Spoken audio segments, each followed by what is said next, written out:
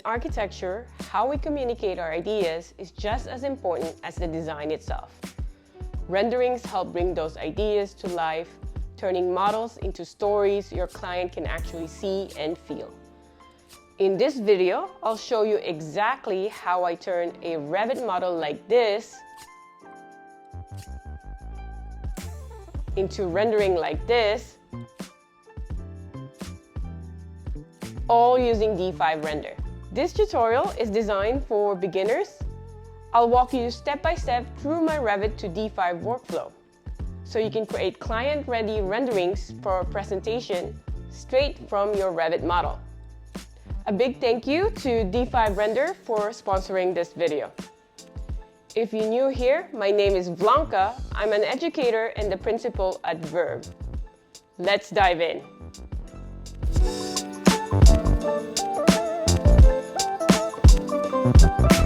To use D5 Render with Revit, the first thing you'll need is the D5 launcher.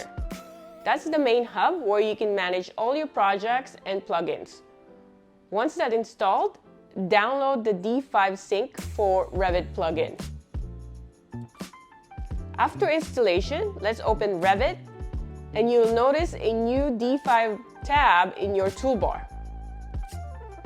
Before syncing your model, I always recommend creating a dedicated 3D view just for D5. Make sure to adjust the visibility settings, hide any elements that don't need to show up in your renderings. This helps keep your model light and makes syncing and navigating in D5 much smoother. It's also important to check your internal origin. That's basically the reference point D5 uses to position your model. If you don't see it in your view, type VG for visibility graphics, then S for site. Click the small plus icon and make sure both internal origin and project base point are checked.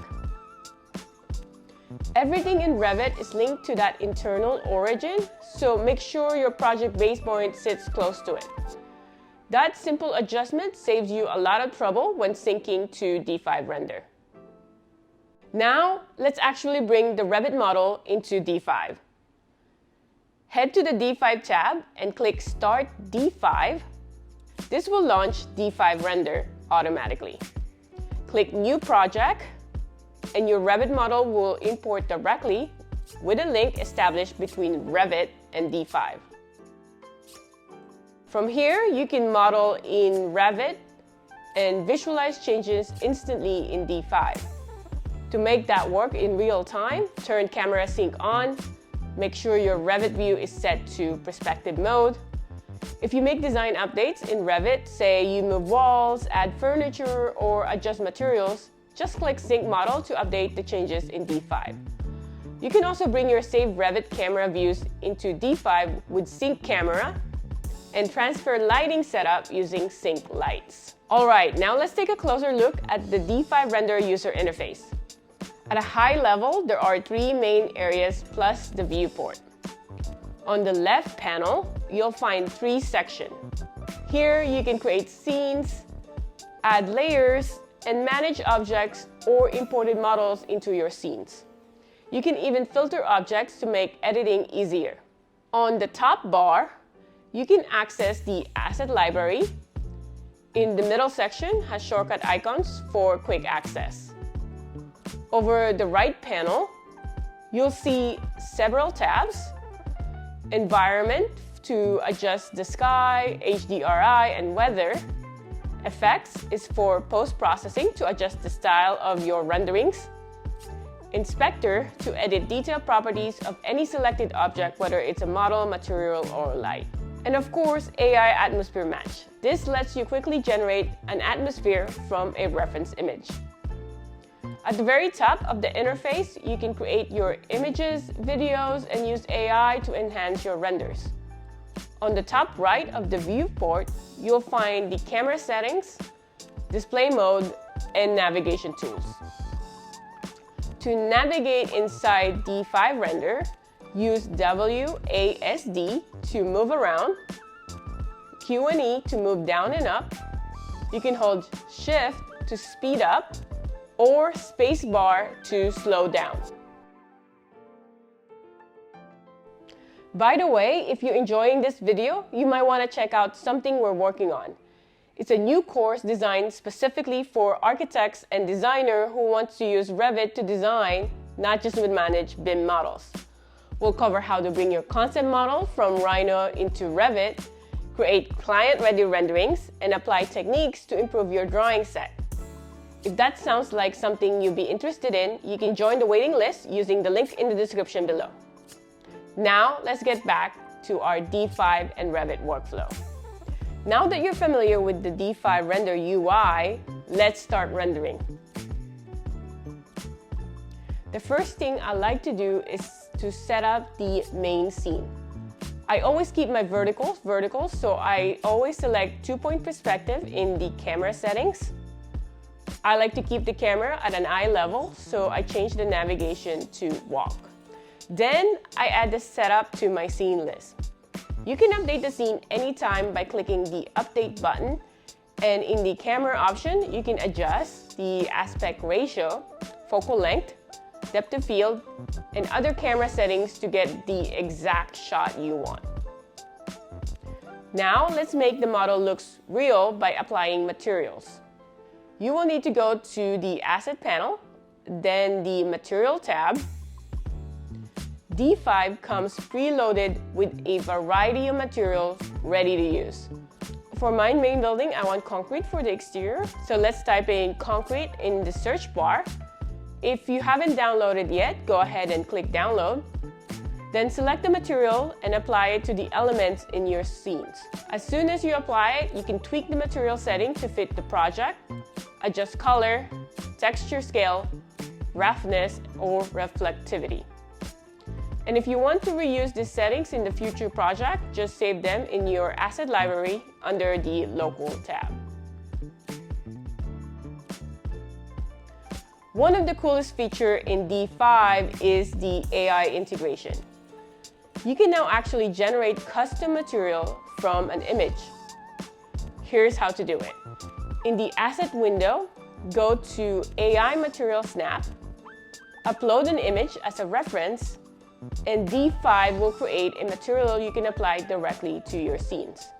It's that simple, and it's a game changer for making your Revit visualization more realistic, fast, and creative. Now that we set up the materials, let's move on to refine the environment and add more realism to the scene. Let's start with the terrain. Press I to select the topo solid we modeled in Revit. From here, we can batch import PBR texture for more realistic ground surfaces. To make it feel less repetitive, I like to enable the UV randomizer. This helps break up the pattern and makes the texture look more natural. Next, let's add water to our scene. Head back to the asset library, search for water, and drag it into your pool or any water elements. While we're here, let's also add glass material to our windows to give them proper reflection and depth.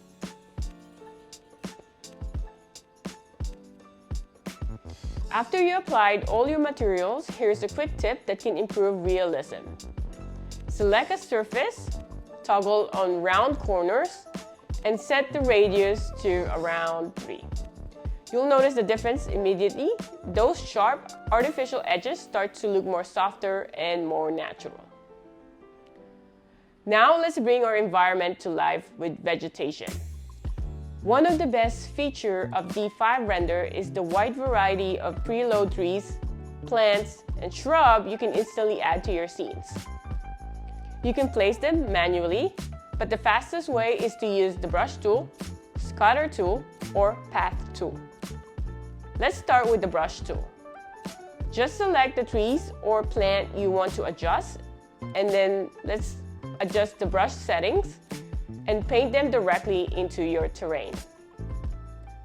If you're creating pathways or hedges, use the path tools to define where the vegetation should appear. And for larger landscape areas, the scatter tool lets you distribute plants naturally across the surface with a single click. For background elements, I like to use backdrop planes. In the asset library, search for backdrop plane, select a scene that fits your environment, and then place it behind your project.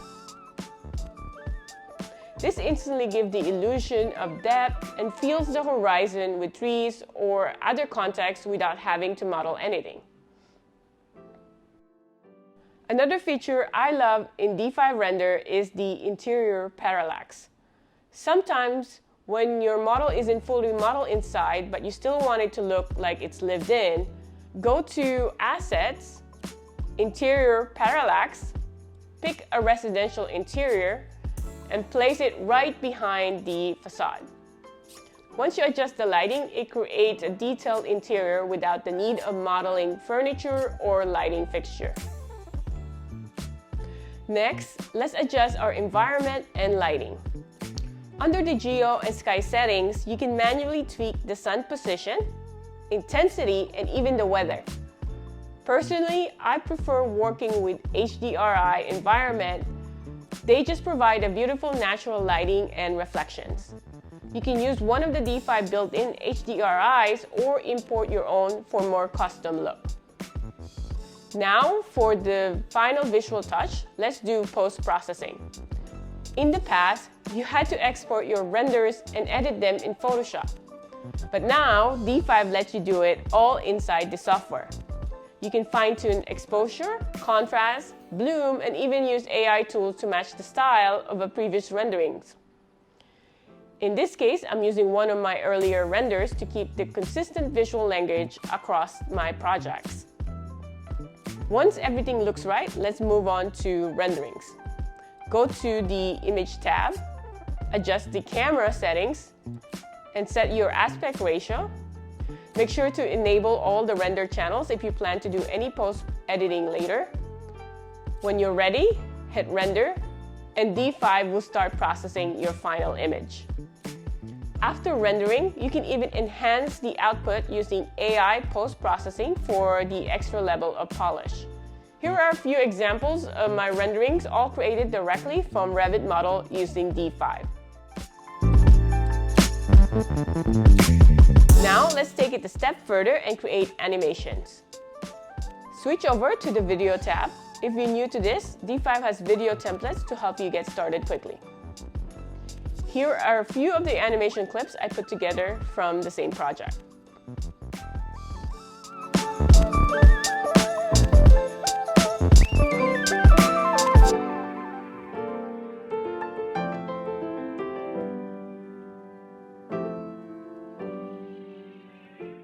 The seamless integration between Revit and D5 Render has really improved my Revit workflow. Being able to render in real time directly from the Revit model allows for faster visualization. I had so much fun exploring D5 and incorporating it in my Revit workflow, and I hope you found this tutorial helpful. If you want to see more advanced workflow or rendering techniques, let me know down in the comments. And if you enjoyed this video, don't forget to like, subscribe, and turn on the notification for more tutorials, design workflow, and architectural content. You can also follow us on all our socials for updates and behind-the-scenes looks. All the links in the description. Thank you for watching, and I'll see you in the next video.